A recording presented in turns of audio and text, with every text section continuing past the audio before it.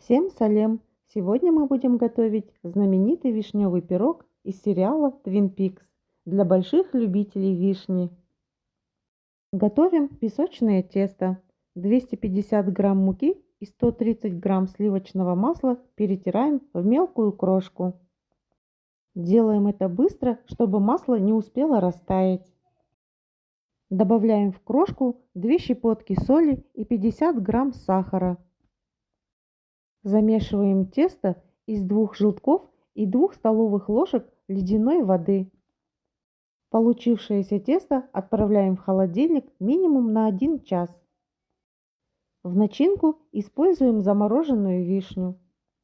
Готовая масса очищенной вишни с соком должна составлять 900 грамм. Сливаем в отдельную миску выделившийся сок. Далее объединяем 150 грамм сахара и 50 грамм крахмала. Соединяем его с соком вишни и тщательно перемешиваем. В мякоть вишни добавляем пол чайной ложки ванилина и отправляем на огонь. Немного прогреваем нашу вишню и отправляем к ней наш сок с крахмалом. Варим на медленном огне, непрерывно помешивая несколько минут до загустения и даем остыть. Охлажденное тесто делим на 2 части и раскатываем между 2 листами пергамента. Аккуратно отделяем пергамент и переносим наше тесто в форму. Форма диаметром 24 сантиметра. Помогая себе ладонью, аккуратно выкладываем наше тесто в форму. Бока можно срезать сейчас или потом вместе с верхним пластом, как вам будет удобнее.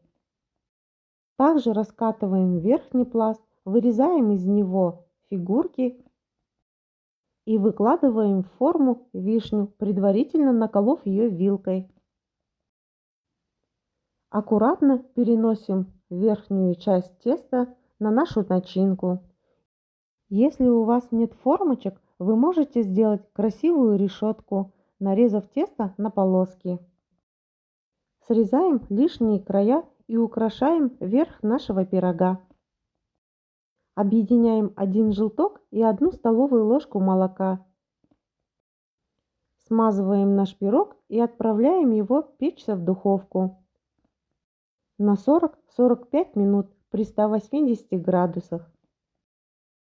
Этот пирог – настоящая находка для любителей вишни. Кислинка вишни идеально сочетается с песочным тестом.